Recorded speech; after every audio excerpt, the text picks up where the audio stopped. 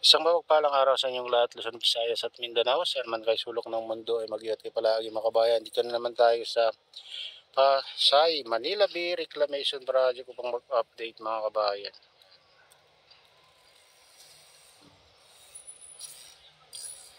Dito tayo sa pinakamalaking island. Ayan.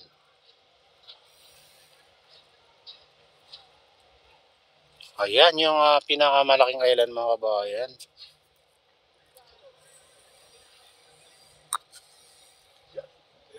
Makita mo na lang yung mga building sa Manila Bay. Manila Bay Walk, Dolomite Beach. Ayan, mataas na building na yan mga kabayan. Ayan. Tapat ng yan. Manila Bay Walk, Dolomite Beach.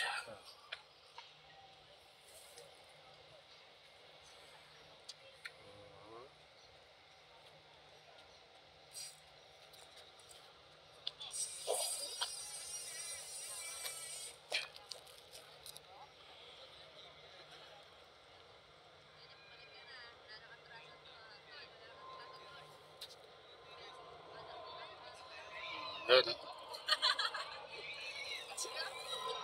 Hindi mo na makita yung tubig dagat sa kabila mga kabayan. Sa lawak yung reclamation na yan.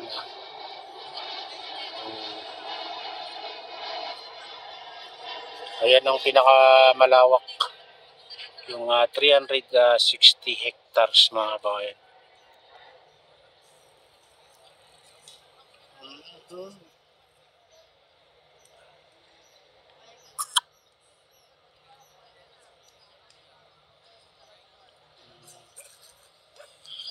Hindi mo na masyadong nakikita yung mga nagtatambak sa gitna mga kabayan, yung malaking barko. Mayroon din tayong natatanaw dito sa pinakasiwang niya dito. Ayan. Ayan yung mga barko. Hindi masyadong kita kasi mapag.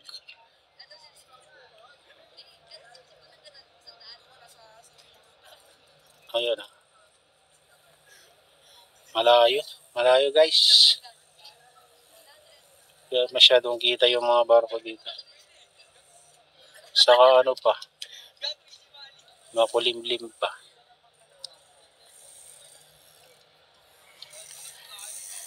Ayan yung tulay dyan mga kabayan na medyo natatakpan dyan banda.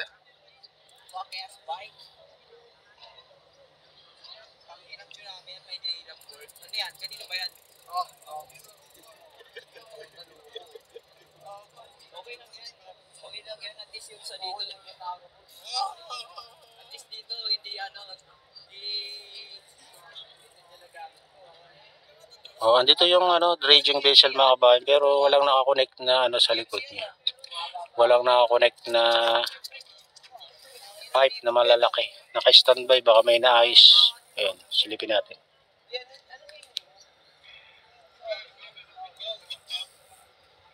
Ayan yung dredging vessel.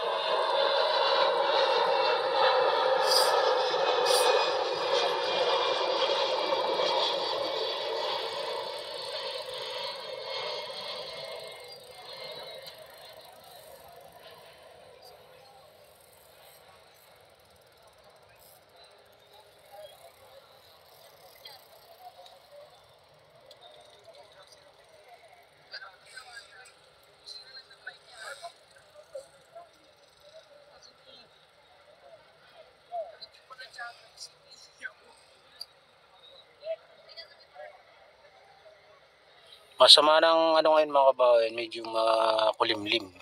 Kasi ay ano daw, darating na bagyo daw mga kabayan.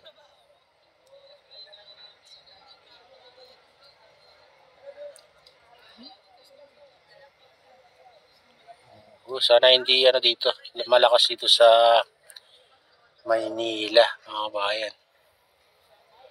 Sana ano lang, mahina lang yung hangin sa kaulan pag darating ang bagyo.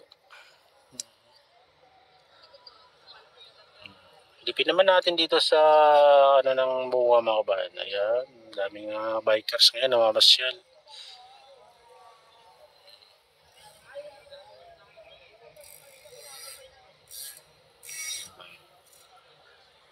Ayan yung dulo ng ano, island mga kabayan, doon sa kabilang dulo. Oh, tapat din ng ano, dulo ng uwayan.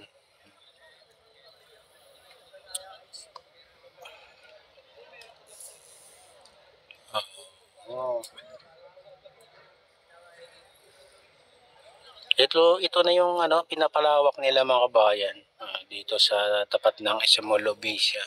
Kasi malawak yung space pa yan mga kabayan. May ano pa din. Malaking space din doon. Saka dito sa gitna mga kabayan. Ang lawak din hanggang kaya nila. Pwedeng tambakan dyan.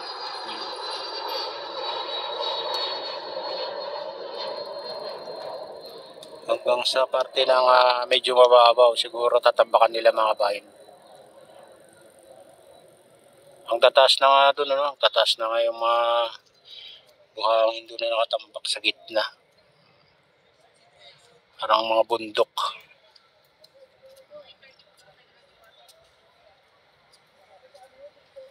Oh, yan. Tatlong parte yan mga kabayan. Yung mataas.